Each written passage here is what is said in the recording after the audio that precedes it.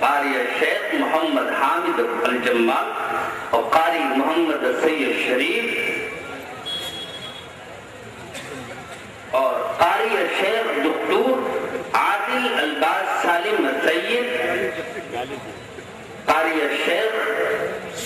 عبد الناصر الحرب المصری، یہ ہمارے عظیم مہمان ہیں جن کا تعارف انشاءاللہ ہم اس وقت آپ کی خدمت میں پیش کریں گے کہ یہ مصر کی سرزمین پہ کس مقام سے اور کس مرتبے سے اور کس منصب سے ان کا تعلق ہے۔ اور حضرات، سب سے پہلے میں مدرسہ عالیہ مدرسہ عرفانیہ دارالقرات باغی کے متعلم کو آواز دے رہا ہوں، عزیزم قاری محمد ارشد سلم کو، متعلم مدرسہ عرفانیہ دارالقرات باغی الہ آباد۔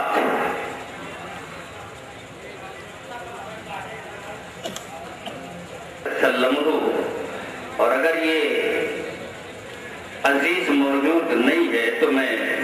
پھر آواز دے رہا ہوں آپ عزیز ولا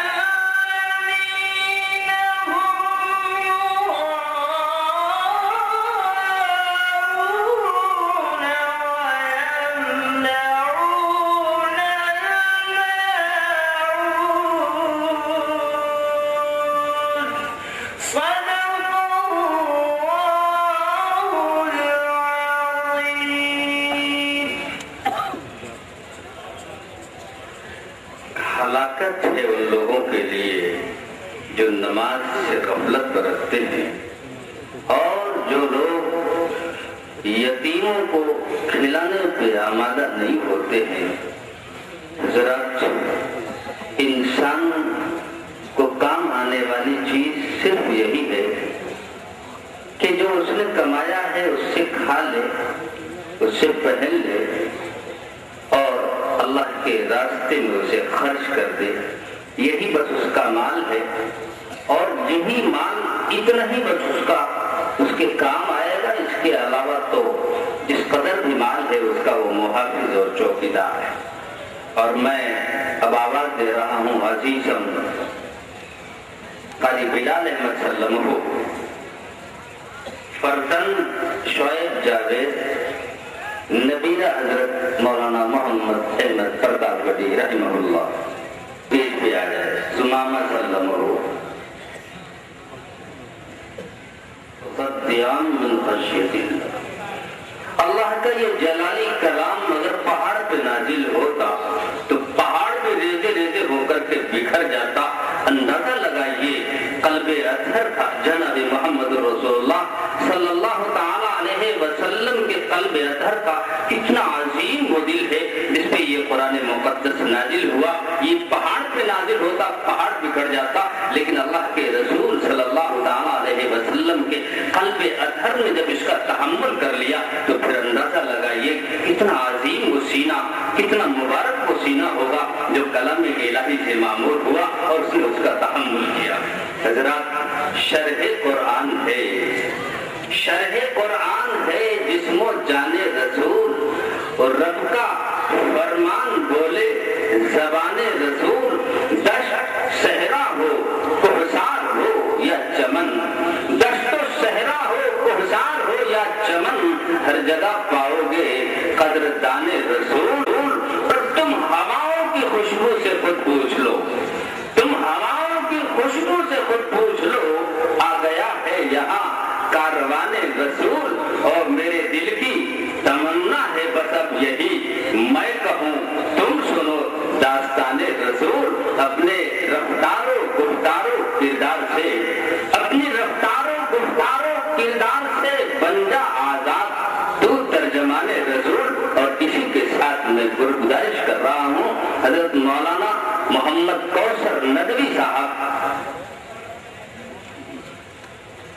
الحمدللہ نحمده ونستعینه ونستغفره ونؤمن به ونتوکل علیہ ونعوذ باللہ من شرور انفسنا ومن سیئات اعمالنا ونعوذ باللہ من شرور انفسنا ومن سیئات اعمالنا ونعوذ باللہ من شرور انفسنا ومن سیئات اعمالنا من يهده الله فلا مضل له ومن يضلل فلا هادي له ونشهد أن لا إله إلا الله وحده لا شريك له ونشهد أن سيدنا ومولانا محمدا عبده ورسوله صلى الله تعالى عليه وعلى آله وأصحابه وأزواجه وأهل بيته وبارك وسلم تسليما كثيرا كثيرا أما بعد أعوذ بالله من الشيطان الرجيم بسم الله الرحمن الرحيم يا أيها المزمل قم الليل إلا قليلا نصفه أو انقص منه قليلا أو زد عليه ورتل القرآن ترتيلا صدق الله العظيم سبحانك لا علم لنا إلا ما علمتنا إنك أنت العليم الحكيم سبحانك لا علم لنا إلا ما علمتنا إنك أنت العليم الحكيم سبحانك لا علم لنا إلا ما علمتنا إنك أنت العليم الحكيم واجب الاحترام حضرات علماء کرام، عزیزوں بزرگوں اور دوستوں،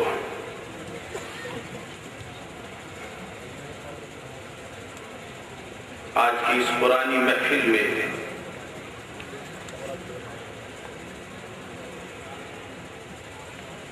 حاضری کے بعد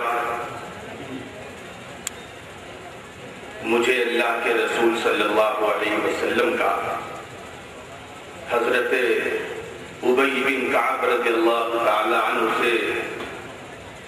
وہ پاک ارشاد یاد آ رہا تھا کہ جب حضور پاک علیہ السلام نے حضرت ابی بن کعب رضی اللہ تعالی عنہ سے فرمایا تم مجھے قرآن پڑھ کر کے سناؤ، حضرت ابی بن کعب رضی اللہ تعالی عنہ نے فرمایا کہ اللہ کے رسول میں آپ کو قرآن پڑھ کر سناؤں، قرآن تو آپ پر نازل ہوا ہے۔ اللہ کے رسول صلی اللہ علیہ وسلم نے فرمایا ابی اس لیے کہہ رہا ہوں کہ مجھے اللہ نے حکم دیا ہے کہ تم ابی سے قرآن سنو۔ ابی بن کعب رضی اللہ تعالی عنہ نے فرمایا اللہ سمانی کہ اللہ کے رسول کیا اللہ نے میرا نام لیا ہے؟ حضور پاک علیہ السلام نے جواب دیا کہ ہاں ابی بن کعب اللہ نے تمہارا نام لیا ہے کہ ابی بن کعب سے قرآن سنو۔ ابی بن کعب رضی اللہ تعالی عنہ کی آنکھوں میں آنسو آ گئے اور پھر آپ نے قرآن پڑھنا شروع کیا اور حضور پاک علیہ السلام سنتے رہے۔ جب آنکھ اٹھا کر کے دیکھا تو معلوم یہ ہوا کہ اللہ کے رسول صلی اللہ علیہ وسلم کی آنکھوں سے آنسو جاری ہے۔ اللہ کی نظروں میں قرآن مجید کی تلاوت کرنے والا اور اچھے انداز سے ترتیب سے تجوید سے قرآن کی تلاوت کے اصول اور ضوابط کو ملحوظ رکھتے ہوئے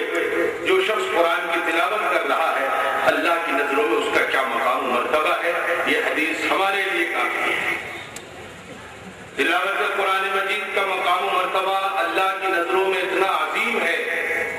مجھے کہنے دیجئے کہ امت مسلمہ نے اس عظیم فریضے کو وہ توجہ نہیں دی اس توجہ کا یہ فریضہ مستحق تھا۔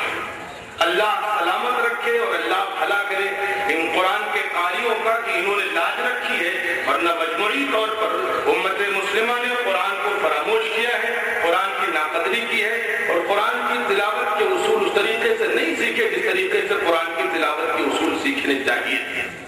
قرآن کی تلاوت وہ عظیم فریضہ ہے جو حضور پاک علیہ السلام کو اللہ نے دنیا میں بھیجا۔ ربنا وبعث فیہم رسولا منہم یتلو علیہم آیاتک ویعلمہم الکتاب والحکمۃ ویزکیہم۔ اللہ نے جب بھیجا ابراہیم علیہ السلام نے دعا مانگی، حضور پاک علیہ السلام کی بعثت کی، اللہ نے دعا قبول فرمائی اور بعثت کے 4 عظیم مقاصد بیان کیے، لیکن آپ کو حیرت ہوگی کہ ان تمام عظیم مقاصد میں سب سے پہلا مقصد یہ تھا کہ امت کو قرآن مجید کی تلاوت کا طریقہ سکھلایا جائے۔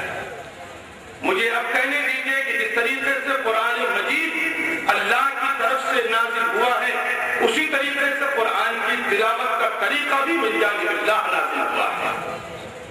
یہ تلاوت کا طریقہ اللہ نے جبرائیل امین کے ذریعے امام الانبیاء کی ذات تک پہنچایا اور امام الانبیاء کے طفیل ہم گنہگاروں تک یہ طریقہ پہنچایا، اور جن لوگوں نے قرآن سے تعلق بنایا، قرآن سے محبت کی، قرآن سے عقیدت کی، قرآنی تعلیمات، قرآنی علوم سے اپنا تعلق قائم کر رکھا باقاعدہ کسی مستند ادارے سے، مجھے کہنے دیجئے کہ اللہ نے ان کو وہ شرف نصیب فرمایا ہے، وہ مقام و مرتبہ نصیب فرمایا ہے کہ دنیا کے کسی ادارے کو اور دنیا کی کسی تعلیم کو اور دنیا کی کسی یونیورسٹی کو وہ شرف اور وہ مقام اللہ نے نہیں عطا فرمایا ہے۔ جتنے لوگ یہاں پر بیٹھے ہیں مجھے نہیں معلوم کس خاندان کس برادری سے تعلق رکھتے ہیں، ہو سکتا ہو سادات میں سے ہوں، انصاری ہوں، شیخ ہوں، علوی ہوں، فاروقی ہوں، یہ ظاہری نسب نامے ہیں، لیکن جتنے قرہ یہاں پر بیٹھے ہیں، جتنے حفاظ یہاں پر بیٹھے ہیں، ان کے پاس اللہ نے 2 نسب نامے دیے ہیں، ایک ظاہری اور دوسرا روحانی اور علمی نسب نامہ۔ علمی نسب نامہ کیا ہے؟ علمی نسب نامہ یہ ہے کہ وہ شخص جس نے قرآن مجید کو حفظ کیا، وہ شخص جس نے قرآن مجید کی تلاوت کی، وہ شخص جس نے قرآن کی قراءت سیکھی اور کسی مستند ادارے سے کسی مستند استاد سے سیکھی، اس کو اللہ نے وہ مقام و مرتبہ نصیب فرمایا کہ علمی اور روحانی طور پر وہ شخص سید ہے،